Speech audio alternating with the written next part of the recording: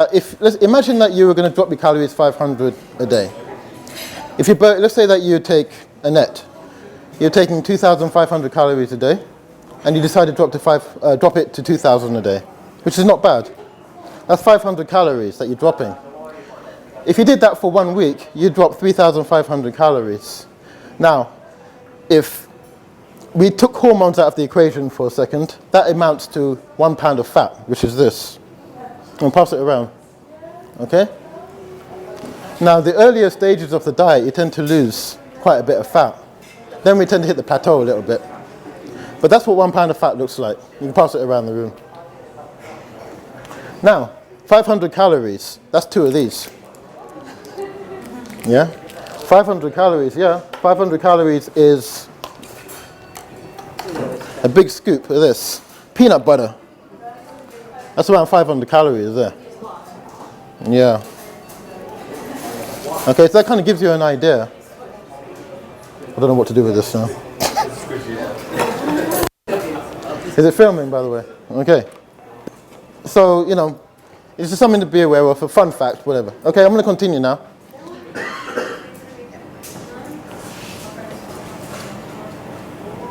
So basically, when we're losing weight, our body is saying we have to get rid of this weight in order to stay alive.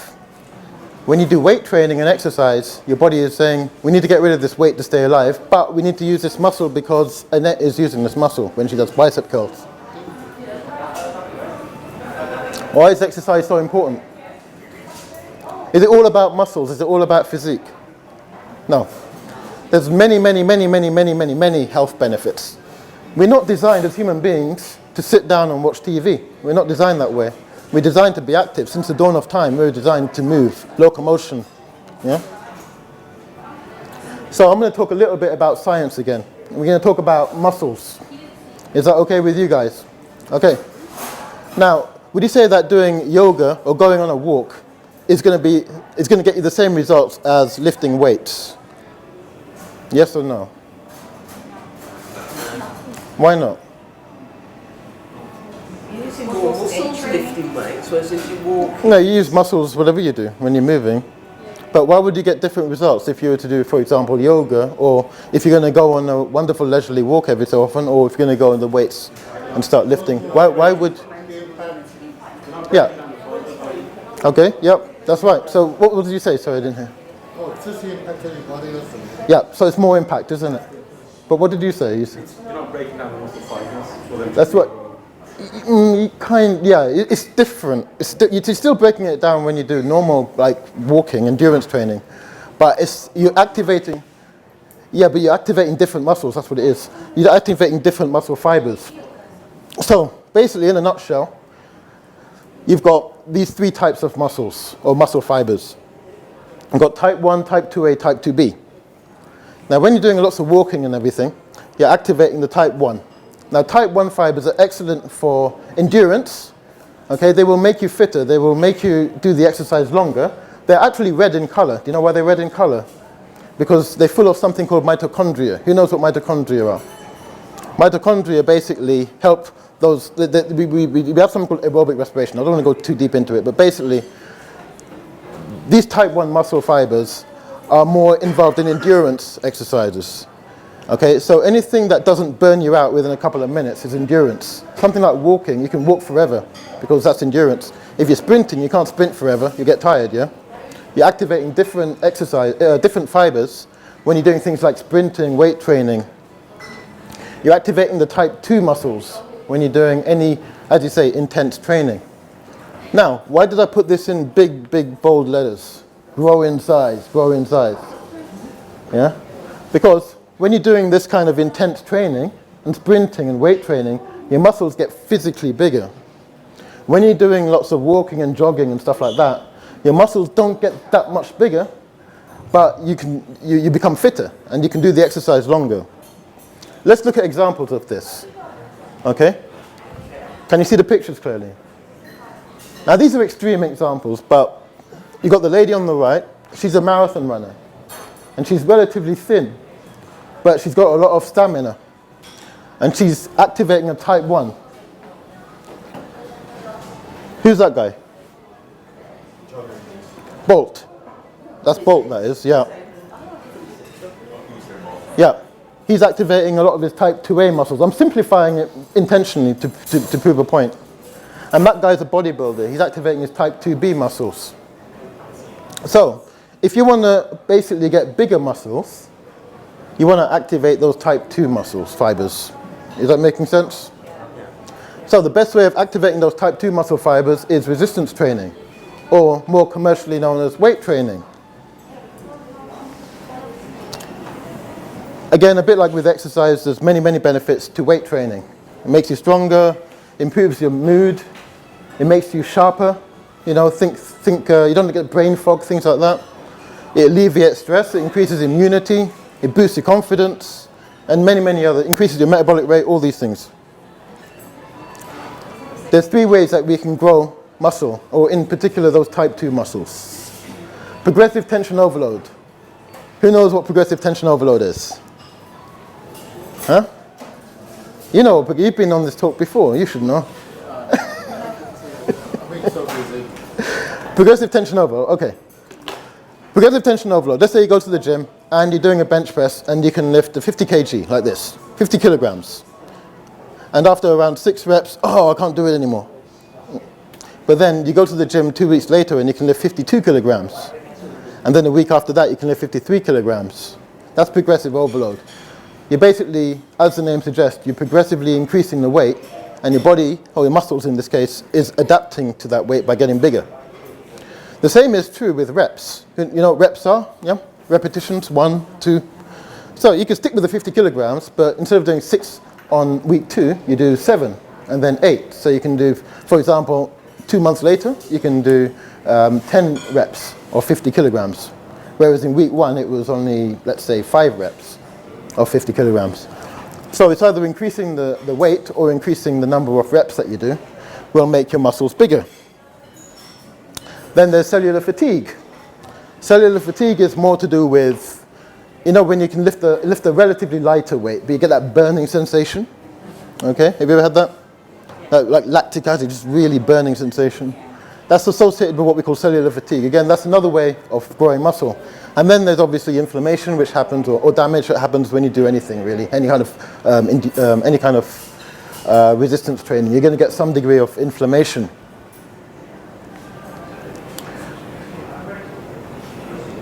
Is it possible to build muscle and lose fat at the same time?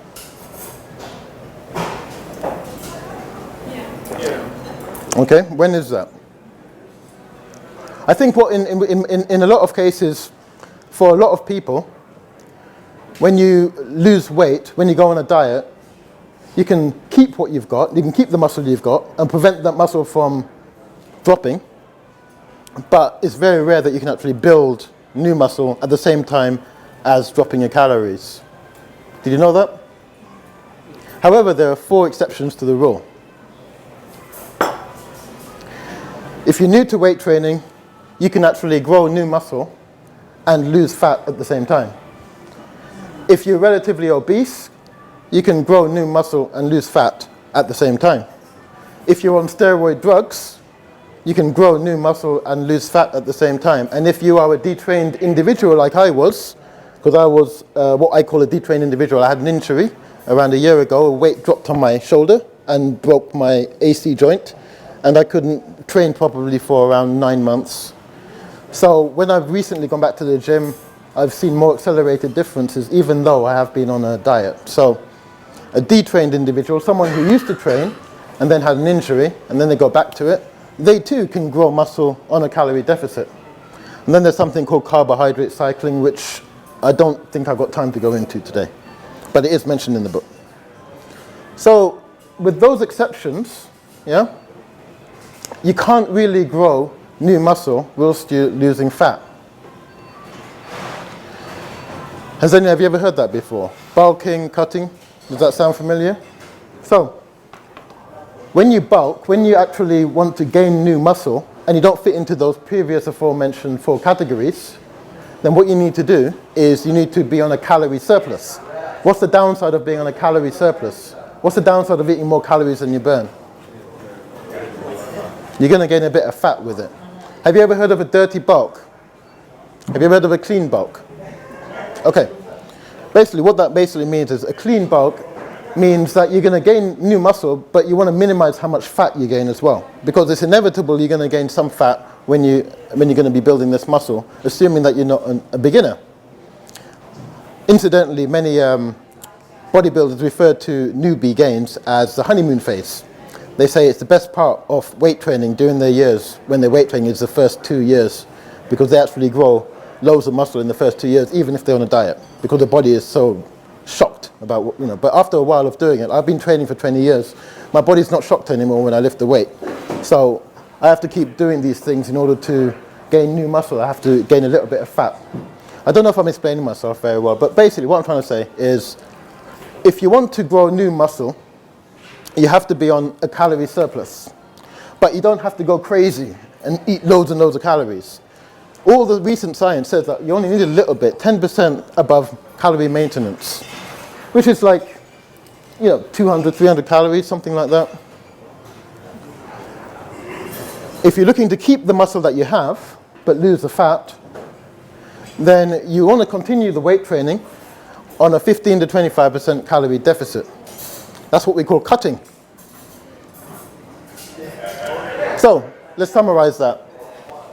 Bulking maximizes muscle growth, but you're going to gain a little bit of fat. Cutting burns the fat, but minimizes new muscle growth. So, what's the solution? How do you achieve lean gains in 5 seconds? Well, no, not in 5 seconds. I'm sorry, I can give you the answer in. No. Okay. Alternating bulking and cutting phases. Okay? As a general rule of thumb, if you are below 13 or 14% male body fat, or 22% female body fat, then you can focus on bulking. Now, let's say that you are above 15, 16% body fat as a male, or you're above 23% body fat as a female, then you can focus on cutting. Repeating the cycles of bulking and cutting during regular weight training sessions will get you that amazing, lean, quote-unquote perfect body that you've been craving for. And that's the secret, my friend. That's how you do it. That's the secret behind it all, if you can call it a secret. These are real people. Yeah? They've applied the science behind everything that I've been talking about over the last 20 minutes. Okay? Repeated bulking and cutting phases. Women too. Okay? That lady there is actually a very close friend of mine, and she followed my regime for, I think it was around 10 weeks. And that was the before and afters, And then there's obviously my weight loss journey, which I'm sure that you're dying to learn about, right? Sarcasm.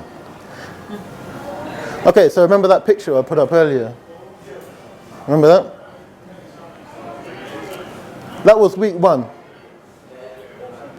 That's week 10. You see a slight difference. Okay. How long will this muscle growth lark take? How long will this muscle growth lark take? Remember I said that in the first year is the honeymoon phase. That's when you actually maximize your muscle growth potential. As a man, you can grow 2 pounds of new muscle every single month. Now, to give you an idea what 2 pounds of new muscle looks like, this is what 1 pound of muscle looks like. You can pass it around if you like. So imagine growing 2 pounds every single month by just weight training. That's what we call the honeymoon phase. Remember I said earlier about how when I started training, I looked great and everything was wonderful, but then when I got a bit older, it wasn't working anymore. That's the honeymoon phase. Yeah? After a while, it drops, doesn't it? So your first year, you can grow up to 2 pounds a month. Second year, 1 pound a month. Third year, half a pound a month. Fourth year, it's not even worth measuring. So you can maximize your potential within 3 years. Now, women, it's usually half of that. So women, it won't be necessarily 2 pounds a month, it might be 1 pound a month. But still, that's still very impressive. Who's heard of this guy, Michael Matthews? Michael Matthews? Okay. He wrote bestseller, Bigger, Leaner, Stronger. Okay. You go on Amazon, it's like #1 best-selling book. And again, he applied the same science behind what he was doing. He went to the gym for 6 years, and he didn't really see much of a difference. He then started to apply the same thing that I've been talking about, and within a 3-year period, he went from that to that, which is quite an impressive, noticeable difference. Repeating the phrases of bulking and cutting. So let's put all the pieces together. You calculate your maintenance calories, you calculate your body fat percentage, and there's ways to do that. You decide whether or not you want to bulk, or whether you want to cut. You bulk, that means that you want to put new muscle on. You cut, that means you want to burn the fat but keep the muscle. As a general rule of thumb, if you're over 13%, you want to cut, and if you're below 13%, you want to bulk. And the same is true with females. If you're below 22%, you want to focus more on wait, did I say it right? If you're over 22%, sorry, you want to focus more on cutting, and if you want to bulk, you want to ideally go for 22% body fat. Does that make sense? Quiz time. Who's that guy? Who's that guy holding my new book?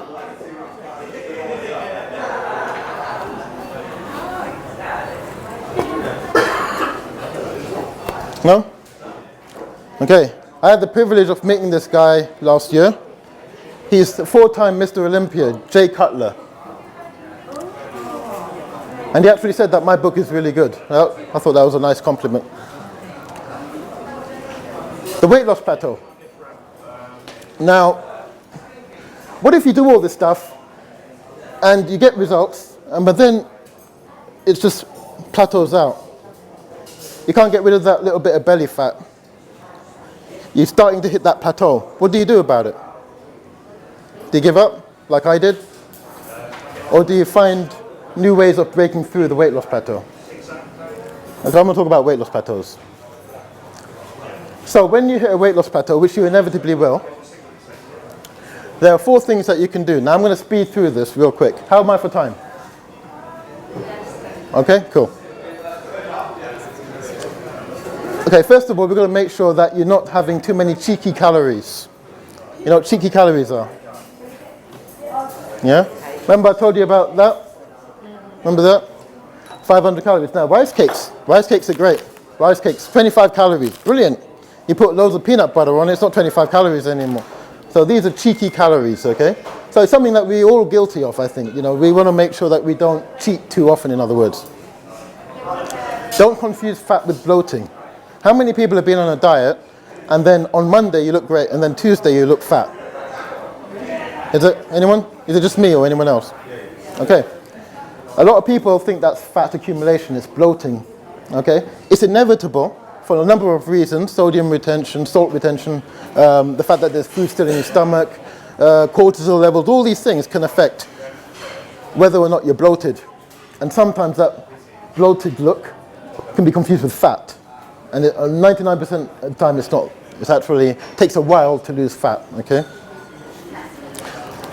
Now, when you start to lose weight, and when you start to go on a diet, especially when you've been doing it for a while, as I said before with that David Blaine example, the rate of fat loss gets less and less as time goes on. And there's nothing we can really do about that, okay? So every so often you need to go on a diet break. You need to have a break from your diet.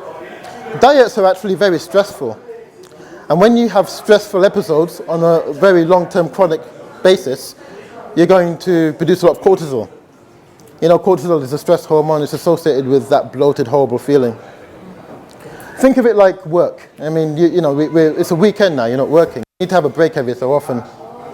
Same is true with a diet. You want to have a diet break every so often. And when you go on a 2-week diet break, you know what happens? You put on the weight a little bit, but you know what happens though? Your metabolic rate goes up as well. You produce more of that fat burning hormone, and then you can kind of repeat that diet again after around 2 or 3 weeks. So again, something that a lot of diets don't really mention, diet breaks.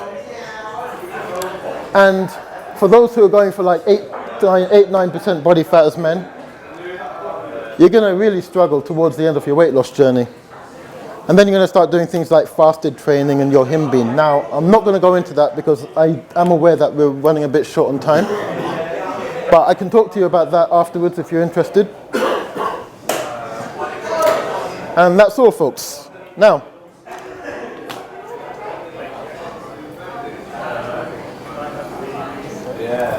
who wants to pick the raffle ticket? Yeah, who wants to pick it? Pick one, just one.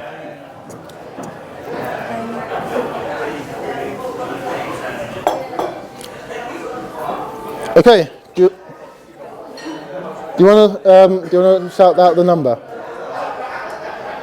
Number 30. 30. Who's number 30? Come up.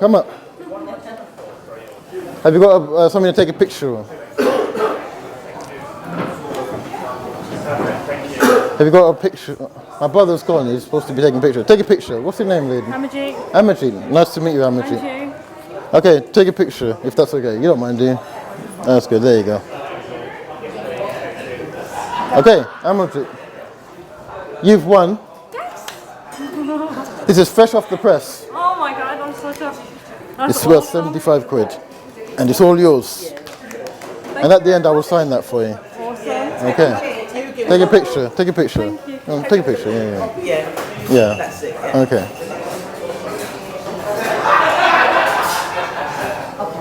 Brilliant. Okay. Great. Thank you.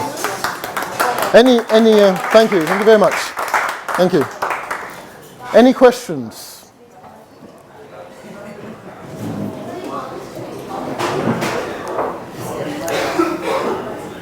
If you want a copy of a book, you can join the evolution. Oh, I wonder who's bought that.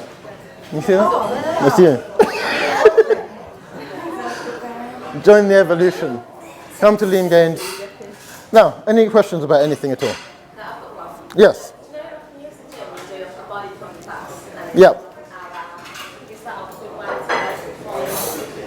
Is body pump good? Yeah, it's good for burning calories and it's good for increasing insulin sensitivity. It's also good for newbies, but it's not. It depends on what your goal is. That's what remember. Like, is your goal to lose fat? Goal to gain muscle? Is your goal to become more fit? So think about what you want. All of the above. Okay. So what you want to do is you really want to include some resistance training. It's very important. Resistance training is the most important thing, and then everything else is like an add-on. You know, so I don't know if that answers your question. Also, the other thing is you don't want to overtrain, because sometimes, I know I've met so many people, they train 5-6 days a week, which is fine, but they're doing spin for like an hour, then they go to the gym, start lifting weights for an hour and everything. It creates a lot of stress onto the body after a while, and eventually it just starts to shut down. So remember what I said earlier about muscle grows when you're resting? So you need to embrace rest days. So don't overtrain, but you want to focus more on weight training. Any other questions? Loose skin. Everyone got over loose skin? That's quite a popular question.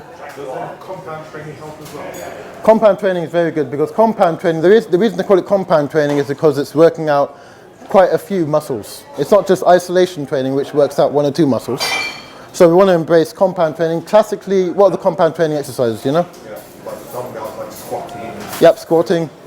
Yep, squatting, military press, and bench press are the classic ones.